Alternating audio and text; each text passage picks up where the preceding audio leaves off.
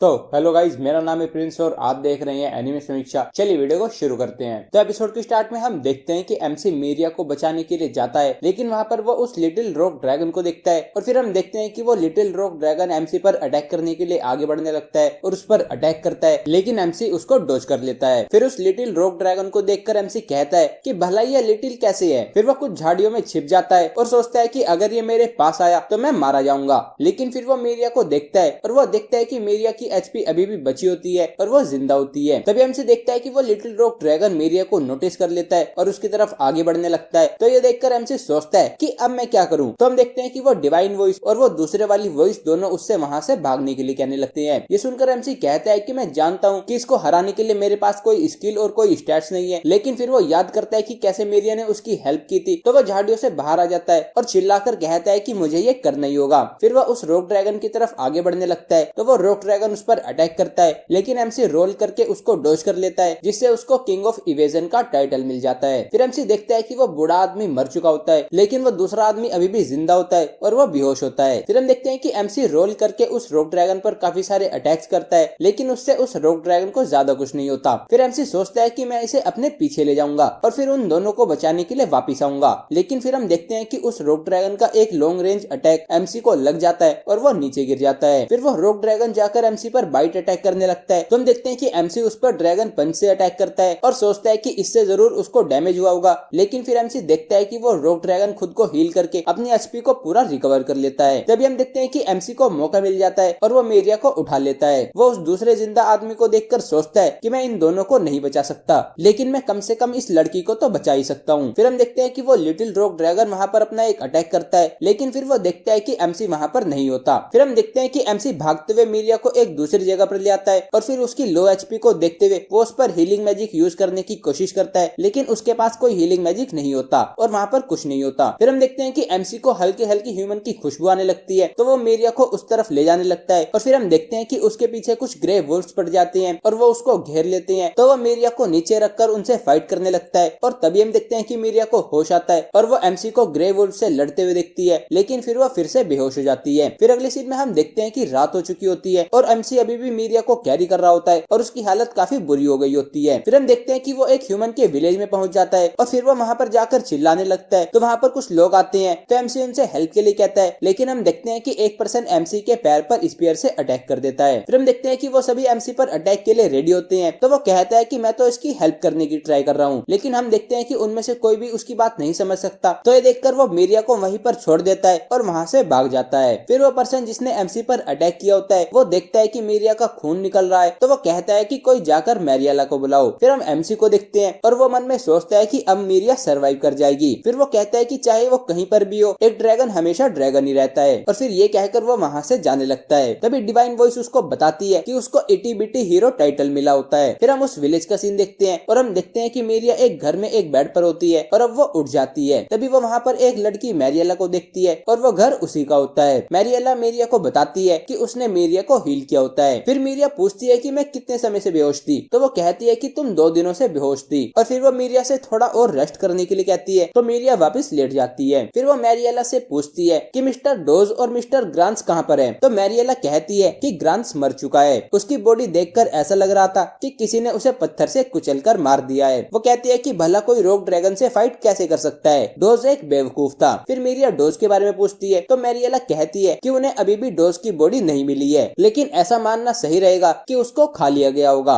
हम देखते हैं कि ये सुनकर मीरिया रोने लगती है और कहती है कि काश मैंने मिस्टर डोज को रोक लिया होता, वो बैड पर्सन नहीं थे। तभी हम डोज के पास्ट का सीन देखते हैं जहाँ डोज ने एक ग्रे वुल्फ को मारा हुआ होता है और ये देखकर कुछ बच्चे उसकी तारीफ करने लगते हैं और फिर वो डोज से उनके साथ खेलने के लिए कहते हैं। तो डोज कहता है कि पहले मुझे इस वुल्फ को ठिकाने लगाना होगा, और फिर ये कहकर वो वहाँ से जाने लगता है। तभी मीरिया हमें बताती है कि विलेज में घुसने वाले मॉन्स्टर्स को भगाने या मारने के लिए डोज हमेशा आगे रहता था और काफी बच्चे उसको पसंद करते थे। लेकिन उस दिन फिर अगले सीन में हम देखते हैं कि कुछ लोग डोज से कहते हैं कि तुम रॉक ड्रैगन को नहीं हरा सकते, तो वो कहता है कि तुम बस देखो, मैं उस रॉक ड्रैगन को हरा कर रहूंगा। फिर अगले सीन में हम देखते हैं कि डोज मीरिया से कहता है कि उसे मैरियाले से परमिशन मिल गई है और मैरियाले ने कहा था कि वो हमारे साथ नहीं आ सकती, तो हमें तुमसे हेल्प मांगनी चाहिए। मीरिया कहती है कि रॉक ड्रैगन यहाँ का सबसे स्ट्रॉन्ग मॉन्स्टर है। मिस मैरियाला ने कहा था कि हमें किसी भी हालत में उससे फाइट नहीं करनी चाहिए, और अगर तुम उसे हंट करना जाना चाहो तो मैं तुम्हारी हेल्प ना करूं। तो डॉस कहता है कि मैं झूठ नहीं बोल रहा, जब मैरिएला ने मुझे परमिशन दी तो ग्रांट्स भी वहीं पर था। तो ये सुनकर ग्रांट्स भी कहता है कि हाँ मैंने यही सुना था, लेकिन हम देखते हैं कि असल में उनके पास मैरिएला की परमिशन नहीं होती है। फिर डॉस उससे कहता है कि अगर तुम हमारी हेल्प नहीं करोगी तो हो सकता है कि मैं और ग्रांट्स मारे जाएं। तो हम देखते हैं कि ये सुनकर मेरिया मान जाती है और फिर हम प्रेजेंट मोमेंट का सीन देखते हैं जहाँ मैरिएला कहती है कि उनकी खुद की प्राइड ने उनकी जान ले ली और फिर वो मेरिया से कहती है कि तुम ऐसी गलती मत करना। फिर मैरिएला उससे कहती है कि लेकिन ये काफी इम्प्रेसिव है कि इतने इंजर्ड होने पर भी तुम फॉरेस्ट से यहाँ तक आ गई। मेरिया कहती है कि लेकिन फॉरेस्ट में मुझ पर रॉक ड्रैगन ने अटैक किया था और तभी मैं बेहोश हो गई थी, मैं खुद से यहाँ तक नहीं आ सकती। मैरिएला कहती है कि तुम विलेज की सरहद पर बेहोश थी और उन लोगों ने कहा कि वहाँ पर तुम पर एक मॉन्स्टर ने अटैक किया था और ग्रेगरी चोप ने उसे भगा दिया था। मेरिया कहती है कि मैं इसके बारे में श्योर नहीं हूँ। तो मैरिएला उससे कहती है कि काफी बड़े शौक के बाद ह्यूमंस अपनी मेमोरी को खो देती हैं, तो शायद तुम्हारे साथ भी यही हुआ होगा। तभी हम देखते हैं कि मेरिया को एमसी के ग्रे वुल्फ से लड़ने की वो बात याद आती है और वो मैरिएला से पूछती है कि जिस मॉन्स्टर ने मुझ पर अटैक किया था वो कैसा दिखता था। तो मैरिएला कहती है कि जब मैं वहाँ पर पहुंची तब तक वो भाग चुका था। फिर मेरिया मन में सोचती है कि क्या वो पहले वाला ड्रैगन ही था। फिर हम एमसी को देखते हैं और अब वो सोकर उठ चुका होता है और रेस्ट करने से वो पूरा हील हो गया होता है। फिर एमसी कहता है कि काश वो लड़की अब ठीक हो। फिर वो कहता है कि मैं इवॉल्व हुआ और मुझे लगा कि मैं स्ट्रॉन्ग हो गया हूँ, लेकिन मैं बिल्कुल भी स्ट्रॉन्ग नहीं हुआ हूँ। फिर वो अपनी और उस लिटिल रॉक ड्रैगन की फाइट के बारे में सोचता है और फिर वो कहता है कि मैं और ज्यादा स्ट्रॉन्ग होना चाहता हूँ। फिर अगले सीन में हम देखते हैं कि एमसी ने एक डार्क वर्म को पेड़ से बांधा होता है, तो उसकी हेल्प के लिए वहाँ पर काफी सारे डार्क वर्म आ जाते हैं और फिर एमसी वहाँ पर एक काफी खतरनाक अटैक करता है और उन सभी डार्क वर्म को हरा देता है। फिर एमसी कहता है कि मैंने तुम्हारी स्किल कॉल एलाइज का यूज किया है और फिर हम देखते हैं कि इससे एमसी को रॉन्ग डूअर का टाइटल मिल जाता है। फिर हम देखते हैं कि कुछ डार्क वर्म्स उस पर अटैक करने लगते हैं, तो ये देखकर एमसी कहता है कि मैं तुम्हारा यूज करके इवोल्यूशन की नेक्स्ट स्टेज तक पहुंचूंगा।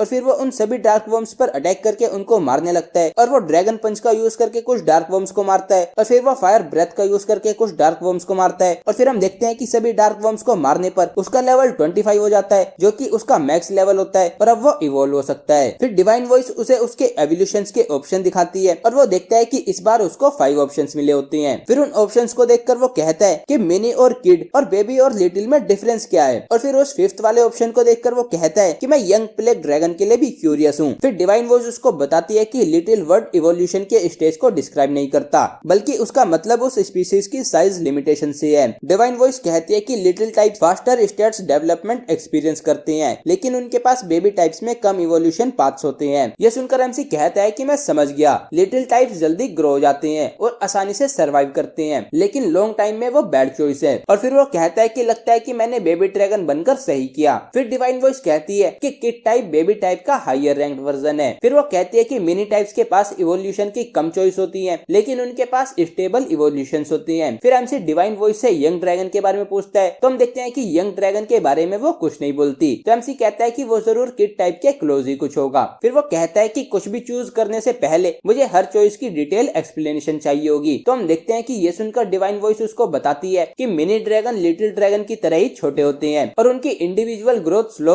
और उनके पास लो इवोल्यूशन चॉइसेस होती हैं, लेकिन उसके बदले में लिटिल ड्रैगन के फ्यूचर इवोल्यूशंस के पास काफी ग्रेट पोटेंशियल होता है। फिर डिवाइन वॉइस उसे मिनी ड्रैगन के बारे में बताती है और कहती है कि उनके पास प्रोटेक्टिव स्पिरिट होती है और वो पूरी जिंदगी दूसरों के लिए जीते हैं। उनके पास काफी सारे व्हाइट मैजिक स्पेल्स होते हैं, मतलब कि हीलिंग स्पेल्स, लेकिन उनकी फाइटिंग एबिलिटी ज्यादा हाई नहीं होती। फिर वो कहती है कि किड ड्रैगन बेबी ड्रैगन की नेक्स्ट नेचुरल फॉर्म है और उसमें तुम्हारी फिजिकल एबिलिटीज काफी इंप्रूव हो जाती है। फिर divine voice kid marble dragon के बारे में बताती है और कहती है कि ड्रैगन फॉर्म म्यूटेशन के थ्रू गई है और इसके पास नॉर्मल से ज्यादा स्ट्रॉन्ग मैजिक होता है। फिर divine voice young plague dragon के बारे में बताती है और कहती है कि इविल ड्रैगन जो डिजास्टर फैलाता है यह उसकी फर्स्ट स्टेज है, लेकिन वो अभी सही रास्ते से ज्यादा दूर नहीं गया है और वो सही रास्ते पर वापस आ सकता है। हम देखते हैं कि इतना सुनते ही एमसी उसको रोक देता है और कहता है कि आखिर डिजास्टर फैलाने का मतलब क्या है, लेकिन हम देखते हैं कि डिवाइन वॉइस रुकती नहीं और बोलती है कि वो काफी ज्यादा इंटेलिजेंट होते हैं और उनके पास ह्यूमन ट्रांसफॉर्मेशन स्किल होती है जिससे वो ह्यूमन विलेज में विजिट कर सकते हैं। हम देखते हैं कि ह्यूमन ट्रांसफॉर्मेशन सुनकर एमसी शॉक हो जाता है और वो ह्यूमन बनकर विलेज में जा सकेगा ये सुनकर वो काफी ज्यादा खुश हो जाता है, लेकिन फिर वो एक इविल ड्रैगन होगा जिसे प्लेग होगा, तो ये सुनकर वो डिसीजन नहीं ले पा रहा होता और फिर हम देखते हैं कि एपिसोड यहीं पर एंड हो जाता है। तो गाइस ये था episode 2 of the reincarnated as a dragon hatchling. अगर आपको वीडियो पसंद आई है तो वीडियो को लाइक कीजिए, चैनल को सब्सक्राइब कीजिए, प्रेस कीजिए बेल आइकन को। मैं मिलता हूँ आपसे नेक्स्ट वीडियो में।